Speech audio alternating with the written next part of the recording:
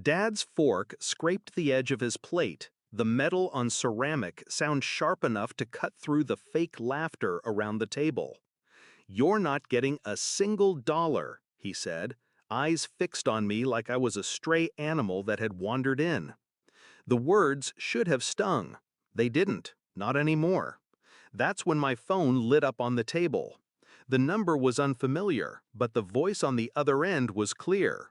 "Miss Brooks, SoftBank just wired 40 million. You're officially $100 million CEO." The silence that followed could have drowned the whole room. I didn't look at him. I just smiled. Backstory: the roots of the betrayal. My parents were never the type to clap at school plays or frame my report cards. Success wasn't celebrated. It was expected, and then diminished. "Top of your class? So was I," Dad would say. Mom would just change the subject. The real crack came at 21. I'd told them I wanted to build my own company, AI-based logistics. Dad laughed. "Pipe dreams are for rich kids. You'll take a real job or you'll starve." I thought maybe I could earn their respect by proving them wrong. Instead, I learned that some people aren't waiting for your victory, they're waiting for your failure. Discovery of betrayal. 2 years in, I came to them, not for money, but for a loan guarantee. I had a term sheet from an early investor. All I needed was their signature to unlock the funding. They said no, not because they couldn't, but because they didn't want to. Dad's exact words: "If you fall flat on your face, at least you'll learn something." It was a performance. I saw it in his eyes. He wanted me to fall. That night, in my apartment with no heat and a laptop on 5% battery, I made myself a promise. They would never, ever get to claim my victory. Shift in mindset, the plan. I stopped asking for approval. I stopped telling them anything. Every call became small talk. Every meeting became an act. I kept my growth quiet. I built my network silently.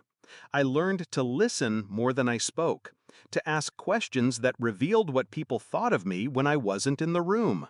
And my parents? They thought I was still struggling, probably one rent check away from moving back home. I let them believe it. Execution: the moves that changed everything. Step 1. Secure talent no one else could afford. I offered equity instead of cash. People laughed, but the ones who stayed became my inner circle. Step 2. Lock down patents before I even had a product. I bled my savings dry on legal fees, but it kept the big players from stealing the idea. Step 3. Cultivate an image of being underestimated. No press, no LinkedIn brag posts, just quiet deals behind closed doors. Within 3 years, we had a prototype. Within 4, Amazon and Maersk were in bidding wars for a partnership. That's when SoftBank called. Climax: back to the dinner table. I didn't answer right away after the 40 million news. I let the silence grow heavy, let their curiosity claw at them. Finally, I put the phone on speaker. "Could you repeat that?" I said, my voice calm. "Of course. SoftBank just wired 40 million to your account. You're now officially $100 million CEO. Congratulations, Miss Brooks." Dad's fork froze halfway to his mouth. Mom blinked like she was trying to wake from a dream. I just nodded, said thank you, and ended the call. The confrontation. Dad cleared his throat. "So, you've been doing well. Well enough." "You never told us," Mom said. I leaned back, studying their faces. "You didn't need to know. You made it clear I wasn't getting a single dollar from you. I decided I'd never need one." Dad tried to smile. "We could have celebrated." "Celebrated what?